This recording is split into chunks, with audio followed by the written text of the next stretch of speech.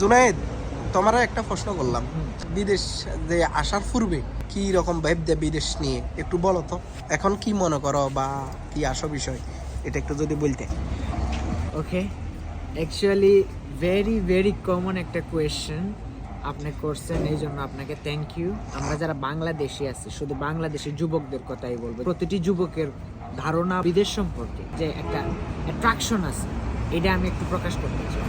আমি আমার ব্যক্তিগত বিষয়টা বলি যে আমি বিদেশ আসার পূর্বে বাংলাদেশে থাকা অবস্থায় আমার টার্গেট ছিল প্রথমে কানাডা, তারপরে কানাডা চেঞ্জ করে করলাম USA, and then my third target was United Kingdom, London.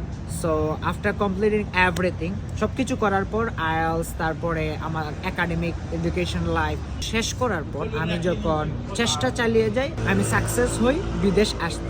আমি মূলত আসছিলাম ব্যাচেলর কোর্সে, তো 1 বছর পর কন্টিনিউ স্টাডি করার পর আমি আসি স্পেনে। তো স্পেন আসার পর আজ অলমোস্ট মোর দেন 1.5 ইয়ার, আজকে 2 বছরের কাছাকাছি হয়ে যাইতেছে।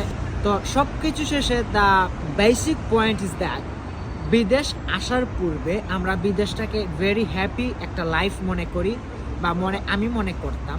But after coming in UK or Spain, স্বদেশ ছেড়ে বিদেশ আসার পরে রিয়েলিটি ইজ ভেরি হার্ড। রিয়েলিটিটা অ্যাকচুয়ালি তখনই গ্যাস করা যায় যখন রিয়েলিটির সাথে আপনি অ্যাডজাস্ট হন। আর বিদেশ আসার পর প্রতিটি তরুণী কষ্ট করতে হয়।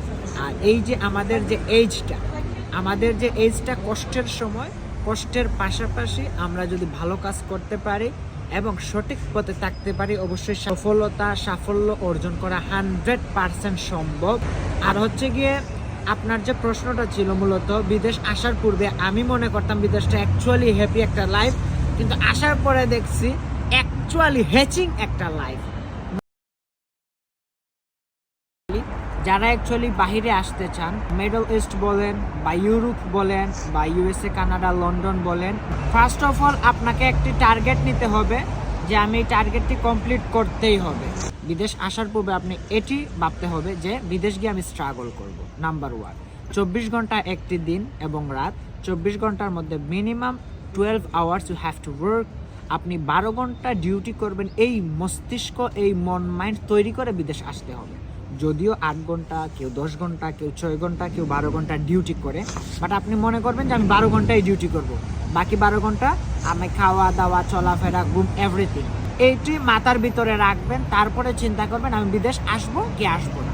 আর যদি মনে করেন any how I have to go in Europe or any other countries, যে আপনি যেতেই হবে, তাহলে এই বিষয়টা মাথায় রাখবেন আর ইনশাল্লাহ ভালো প্রসেসে আগাইবেন। যারা ইউরোপ আসতে চান ভালো এজেন্সি ধরবেন। হাউএভার অ্যাকচুয়ালি আমি সব কিছু বলতে চাই না, so at the last moment আমি এটাই বলতে চাই, যারা বিদেশ আসতে ইচ্ছুক অবশ্যই চেষ্টা চালিয়ে যাইবেন। আল্লাহ সাহায্য অনিবার্য সকলের জন্য। মা বাবার দোয়া নিয়ে সামনের দিকে পথ চলবেন, ইনশাল্লাহ সফল হবেন। বিদেশ আসুন, ফিউচারটাকে সুন্দর করুন। তবে ইহদিনাস সিরাতাল মুস্তাকিমে অবশ্যই অবশ্যই অবশ্যই আমি সহ আমরা সকলেই যেন থাকতে পারি বিদেশ আসার পূর্বে এবং পরে, সেই প্রার্থনা রাব্বুল আলামিনের কাছে করি এবং সবাই সফল হন এই দোয়া করি। আমার জন্য সবাই দোয়া করবেন। সবাই ভালো থাকুন, সুস্থ থাকুন। আসসালামু আলাইকুম ওয়া রাহমাতুল্লাহি ওয়া বারাকাতুহু।